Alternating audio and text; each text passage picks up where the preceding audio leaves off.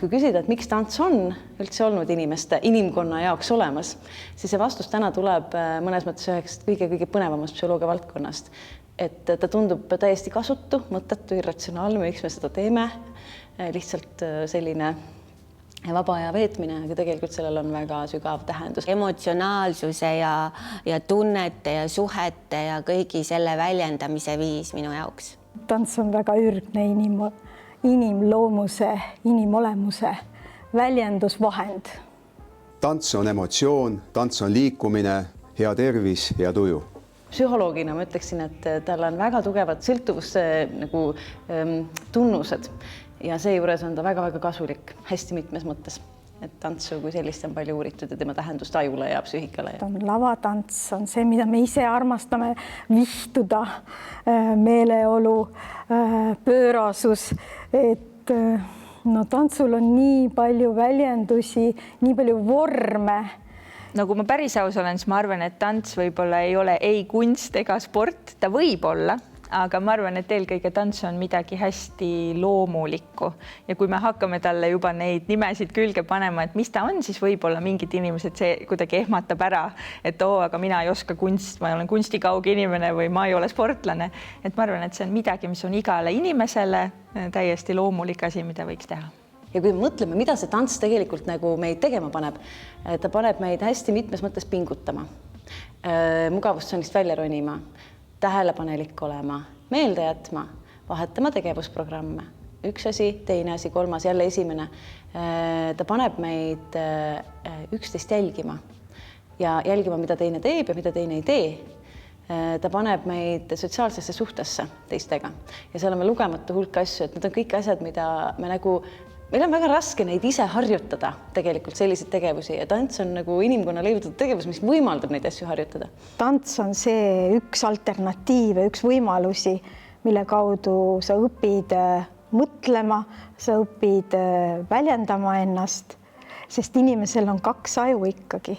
Üks on peas ja teine seljas ja see seljaaju juhib meie liikumist ja on teinekord väga palju targem kui see pea, mis tahab kõike kontrollida. Aga inimkehas seda kunagi ei juhtu, et erinevad organsüsteemid otsustavad, et ei, me omavahel koostööd ei tee.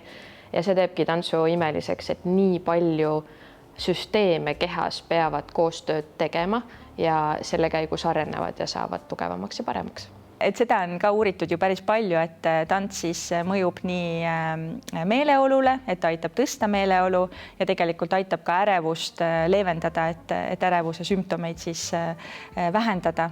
Ma arvan, number 1 praegusel ajal on eriti see, et me liigume ja see, et me liigume, tekitab õnnehormooni ja sellist energiat, mis tasakaalustab ka näiteks meie vaimset olekut ja hoiab meid sellise positiivsena ja samas ka tervislikuna, et me ei istu kogu aeg, me liigume. Ja me teame, et inimene on tervik, inimene on selles mõttes ka tervik, et kõik oma emotsioonid me ju salvestame oma kehasse ja kui me neid välja ei ela, neid välja ei rabele, oma lihastele tööd ei anna, siis me hukkume pikas perspektiivis. Tants annab võimaluse kaduda sinna hetke ja tõesti unustada need muud teemad, puhata iseenda mõtetest, sest meil kõigil on vahepeal vaja oma argimõtetest puhkust. Et tants on selles mõttes suurepärane viis, et ta ju nii füüsiliselt kui vaimselt kui ka mälu mõttes ta tegelikult stimuleerib ja ta haarab sinna hetke kaasa, et tantsimise ajal on üsna keeruline mõelda tegelikult muid mõtteid või muremõtteid. Et ehk siis üks asi, mida veel võib-olla teatakse vähe, aga mida tants alati nõuab ja mis on hästi kasulik ajule, on selline visuaalruumilise mõtlemise arendamine ja kasutamine. Tantsus me kogu aeg peame mingisuguseid liigutusi võib-olla peegelpildis proovima, võib-olla me näeme neid peegelpildis, me peame neid peas ette kujutama, me peame neid kasutama võib-olla mingis uues tantsu olukorras. Ehk siis see pidev objektide oma peas keeramine või pööramine või teise nurgalt vaatamine või teise nurgalt ettekujutamine on jällegi see on üks kognitiivse paindlikkuse osa, alaoskus. See on hästi kasulik meile igal pool elus. No teatud mõttes ju on tants selline universaalne ja eatu, et ma arvan, et põhilised efektid tegelikult tegelikult sõltumata vanusest jäävad justkui nagu samaks. Mälu parandamine, tasakaalu parandamine, luude tugevdamine, kõik need asjad on vanemas eas väga olulised ja kui sa hakkad noorest tantsima, siis sa jätkad seda terve elu ja tervis saab sellest ainult tugevamaks ja kindlasti need inimesed elavad kauem, selle kohta on ka teaduslike uuringute tulemusi. Et tegelikult ju tantsu kasutatakse teraapiana väga palju, et ja kas või mina enam ei tööta nagu vaimse ja füüsilise puudega inimestega, aga on terapeute Eestis, kes seda teevad ja kasutavadki tantsu kui teraapiat ja väga edukalt. Ja ma olen näinud ka näiteks insuldihaigeid, kes rääkida ei saa, aga nad saavad laulda. Et see on võimalus oma kehaga väljendada oma emotsioone. Lausa 99 uuringut erinevate maade teadlaste tehtud ja nende põhitulemused olid väga mõjuvad. Ehk siis tants ja üldse ka teised kunstid mõjuvad inimesele teraapiliselt üle elukaare. Sellega on võimalik mõjutada ja terveks teha lapsi, täiskasvanuid, vanemaealisi. Austraalia rahvuspallett on tantsumeditsiini lipulaev või nemad hästi palju asju on ära tõestanud ja minu jaoks hästi põnev hiljutine teadustöö on näiteks see, et professionaalne ballett ei mõju puusaliigest kahjustavalt.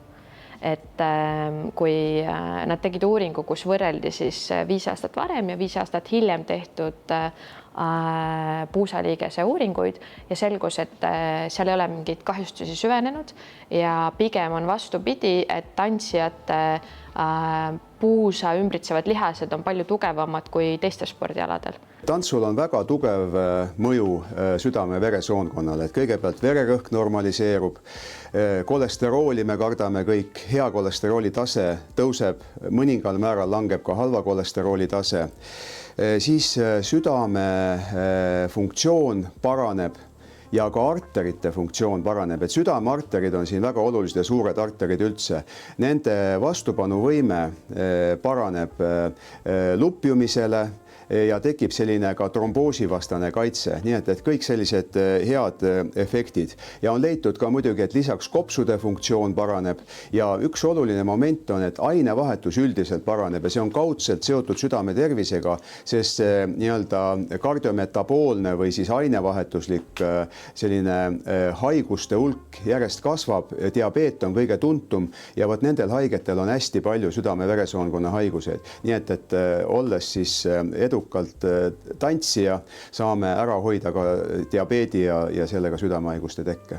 Põnevaid uuringuid on näiteks tehtud ka selle kohta, et inimesed, kes tegelevad tantsimisega, on empaatilisemad või tajuvad teisi inimesi paremini ja see, kusjuures on edu võti väga paljudes ärivaldkondades näiteks, et kui sa ei suuda ennast panna teise inimese kingadesse nii-öelda, siis varem või hiljem sa põrud seetõttu, et sa lihtsalt ei saa aru sellest inimesest, kellega sa töötad. Mis mulle nagu torkas silma ühest artiklist, mis jällegi vaatas nagu sellise neuroteaduse poole pealt, kui siis hinnates tantsu nagu kasulikkust, et seal nagu öeldi, et see on kuidagi, et sa oled nagu sunnitud suhtlema teistega.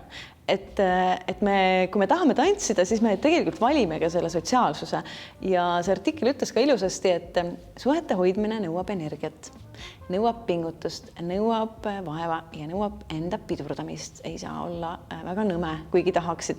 Ja see pingutus on ajule kohutavalt kasulik. Et ehk siis, et tants ka ühelt poolt ta nagu tekitab neid suhteid, eks ju, teiselt poolt ta nagu ka eeldab, et mingis mõttes see, et tants võiks alati olla ikkagi sotsiaalne ka, et muidugi saab ka üksi, aga see sotsiaalsus seal mingis mõttes on võib-olla osa sellest kasutegurist ja muidugi see jagatud rõõm, et tegevused, kus inimestel nagu korraga tuleb mingi asi välja, tuleb tants ilusasti välja, mõlemal on väga palju emotsioone, et see on ka väga-väga kasulik meile. kui inimene tunneb, et ta võib-olla oma mõttes arvab, et ta ei oska tantsida, aga kuskil ikkagi sees on niisugune tunne, et tahaks, et siis üks hea viis on alustada oma kodus, kus keegi ei vaata, et panna muusika põhja, kas või näiteks lõunapausi ajal veel eriti hea tööpäeva jooksul, stressileevendusvõte, et panna 3 minutiks oma lemmiklugu ja tantsida tõesti nii, et täitsa ükskõik, et kuidas see välja näeb, keegi niikuinii ei näe ja läbi selle hakata nii-öelda avastama seda teemat, et ega ei peagi ju minema kuskile trenni, vaid tantsimine on tasuta, seda võib teha kodus, seda võib teha metsas, seda võib teha maakodus, üksikul rannal, et lihtsalt nautida ja mitte anda endale kogu aeg hinnanguid, et kas see on õige või vale või kuidas see välja näeb, et lihtsalt liigutada oma keha, et see on kõige loomulikum asi ju inimeseks olemise juures. Räägime huviharidusest, siis kõik need kasulikud mõjud nullib ära, kui me ajame lapsed omavahel võistlema, kui me ajame nad vales vanuses esinema, kui me tekitame sotsiaalset võrdlust ja ikkagi tekitame mingit piitsa ja prääniku ja auhindade süsteemi, et et see on kõik selline asi, mille võiks võimalikult eemal hoida huviharidusest. Ma arvan, väikelaste ja noorte tantsu puhul kindlasti on oluline see selline hästi toetav keskkond, sest nemad tihtipeale võib-olla ei oska ise valida, nad ei tea neid erinevaid variante, et just see, et nad saaksid eakohaselt areneda, et nad oleksid toetatud, et läbi tantsu tegelikult on hästi suur võimalus ju õpetada noortele ka sellist enesehoidu ja võib-olla enda keha eest hoolitsemist, et mitte ainult nii-öelda piiride katsumist füüsilises mõttes, vaid just seda, et kuidas oma keha kuulata ja kuidas oma keha eest tegelikult terviklikult hoolitseda. Et kuidas õpilane kasvab läbi selle, kuidas ta õpib hindama, kuidas ta õpib ennast nägema, kuidas areneda, kas siis tehniliselt või siis tantsuliselt või üleüldiselt vaimselt, et see on selline kompleks, asjade kompleks, mis siis nagu kasvatabki noort hinge ja füüsist. Aga väga tugev on ka see vaimne komponent, et inimesed on sotsiaalsed, nad kohtuvad sõpradega, nad loovad uusi tutvuseid, et see on väga oluline, et ma mäletan, mul oli eile polikliinikus üks patsient ja siis küsis viimase küsimusena südamehaige naine, 77-aastane, et kas ma ikka tantsida tohin. Ja tõesti, et mul on seal nii head sõbrad ja ma tahan käia ja ma ütlesin, te kindlasti tohite. Ja seda kinnitavad ka muide teadusuuringu tulemused. Nii et isegi südamepuudulikkuse haigetel, üks Itaalia uuring oli just, mis näitas, et südamepuudulikkuse haigetel mõõdukas regulaarne tantsimine parandab südamefunktsiooni, parandab hingamist, parandab enesetunnet ja parandab üldse haiguse kulgu. See vanemaks saamine tähendab mida?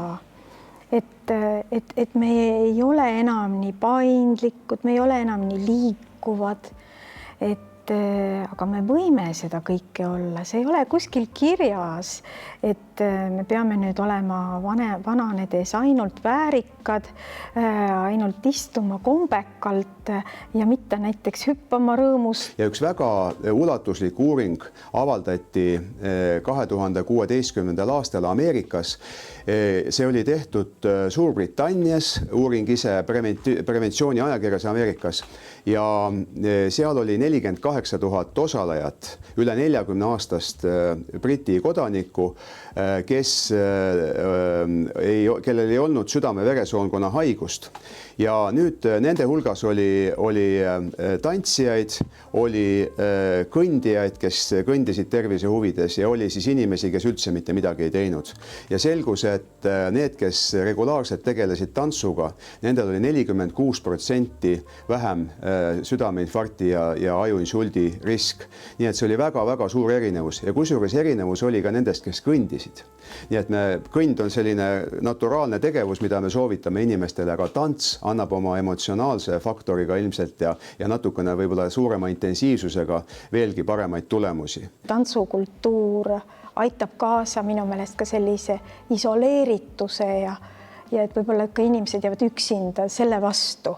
Ka eakad näiteks, kellel on, me teame, et kui sul on vähesed kontaktid teiste inimestega, ehk see praegu eriti see social distancing, et ka tantsu nagu see pool, kus sa pead teiste inimestega suhtlema, et see kõik aitab nii-öelda pidurdada aju vananemist. No olen tantsukursustel käinud ja seltskonnas tantsin hea meelega, aga mulle väga meeldib, kui inimesed oskavad hästi tantsida ja olen käinud ka tantsuvõistlusi vaatamas. Pealtvaatajana on väga-väga oluline roll, et miks me lähme teatrisse, et mida me sealt saame, et see loomulikult ikkagi toidab meie hinge, meie väärtusi, me õpime, me kogeme midagi erilist. Ma laen ennast maha, kui ma lähen näiteks balletti vaatama ja see on tegelikult nii äge, et ma olen hästi palju oma spordivaldkonna kolleege või mingitelt muudelt elualadelt võtnud etendusi vaatama kaasa ja ma ei ole mitte kedagi näinud, kes oleks olnud, et talle ei meeldinud, ei oska nagu arvata, kui äge ja põnev see on või mis emotsioonidega sa tegelikult sealt lahkud, et seinast seina, et ma olen näinud, kuidas inimene istub pingi peal ja nutab ja ta ei ole võimeline püsti tulema, sellepärast et ta elas endas läbi mingisugused emotsioonid, mida ta muidu oma igapäevaelus ei suutnud vallandada ja vastupidi ka, et inimestel silmad säravad, ütlevad, vau, ma tahan seda etendust uuesti vaatama tulla, et see oli nii äge. Ma arvan, et teatud mõttes see nagu võib aktiveerida samasuguse efekti, et kui sa vaatad, et kui keegi näiteks väga naudib seda tantsu laval ja sina seda pealt vaatad, et see võib ka sinus aktiveerida nagu selle osa, mis nagu samamoodi kogeb seda naudingut. Et tantsuviis on selline võluviis, anda edasi midagi sellist hingele, et me ei vaja neid sõnu. Et sa kõigepealt vaatad, mida sa vaatad, kas on tegemist klassikalise tantsuga, mida sulle etendatakse, kas on mis võtmes, missuguse tantsuga.